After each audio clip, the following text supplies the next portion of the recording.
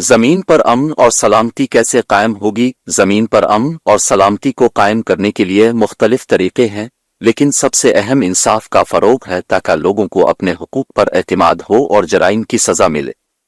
مزید برآں، عوامی تعلیم کو فروغ دینا بہت ضروری ہے تاکہ لوگ درست عالمی نظریات اور علم رکھنے کی اہمیت سے واقف ہوں۔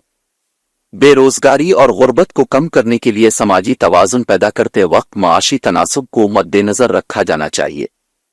صحت کی دیکھ بھال قائم کرتے وقت اس بات پر غور کرنا ضروری ہے کہ صحت عامہ اور صحت کے لیے سماجی تنظیموں کو کس طرح ترقی کرنی چاہیے۔ صاف ستھرا اور صحت مند زندگی گزارنے کے لیے مواد فراہم کرنے کے لیے پیشہ ورانہ زمین اور ماحولیاتی تحفظ کو انجام دیا جانا چاہیے۔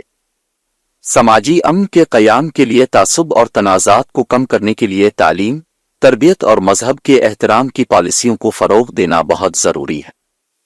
قانون کی حکمرانی کے مطابق امن و سلامتی کو آگے بڑھانے کے لیے امن و امان کے طریقہ کار کو اپنانا بہت ضروری ہے۔ عالمی تنازعات، جنگلات کی کٹائی اور امن و سلامتی کے لیے خطرہ بننے والے دیگر مسائل جیسے مسائل سے نمٹنے کے لیے بین الاقوامی تعاون ضروری ہے۔ زمین پر امن اور سلامتی کو قائم کرنا ایک بڑا مشن ہے اور اس کی تکمیل کے لیے جامع اور منظم کوششوں کی ضرورت ہے۔ اس کے لیے حکومتی اور غیر حکومتی تنظیموں، افراد اور جامعہ کی طرف سے مل کر کام کرنا ضروری ہے تاکہ ہم ایک امن اور سلامتی سے بھرپور دنیا قائم کر سکیں۔ دیکھیے قرآن اس بارے میں کیا کہتا ہے۔ قرآن مبینہ طور پر متعدد حوالہ جات دیتا ہے کہ زمین پر امن اور استحکام کیسے حاصل کیا جائے گا۔ قرآن میں اللہ کی وحدانیت پر ایمان لانا بہت ضروری ہے۔ اس کا مطلب یہ ہے کہ ہمیں ایک خدا پر یقین رکھنا چاہیے اور تمام انجمنوں سے بچنا چاہیے۔ ایسا کرنے سے تعصب اور اختلافات کم ہوتے ہیں اور امن قائم ہوتا ہے۔ قرآن نے عدل و انصاف کو فروغ دینے کا نقطہ بیان کیا ہے۔ امن کی بنیاد لوگوں کے حقوق کا احترام اور انصاف میں احتساب کو برقرار رکھنا ہے۔ تنازعات کا پرامن حل ایک سبق ہے جو ہم قرآن سے سیکھتے ہیں۔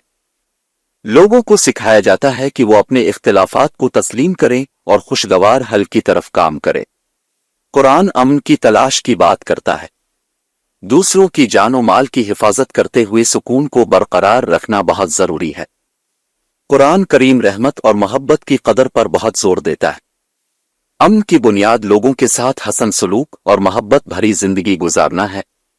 ذکر اور صدقہ دینا دونوں قرآن میں شامل موضوعات ہیں۔ غریبوں اور ضرورت مندوں کی مدد کرنے سے یہ اعمال امن کو مضبوط کر سکتے ہیں۔ قرآن توکل اور اعتبار کا درس دیتا ہے۔ امن کی بنیاد دوسروں کی جائیداد اور حقوق کو تسلیم کرنا اور ان کا احترام کرنا ہے۔ اس طرح سے قرآن کی نظر میں زمین پر امن اور سلامتی کو قائم کرنے کے لیے ایمان، عدل و انصاف، اختلافات کے سلامتی سے حل، امن کی پیروی، رحمت اور محبت، زکوٰۃ اور صدقہ اور اعتماد اور امانت داری کی اہمیت ہے۔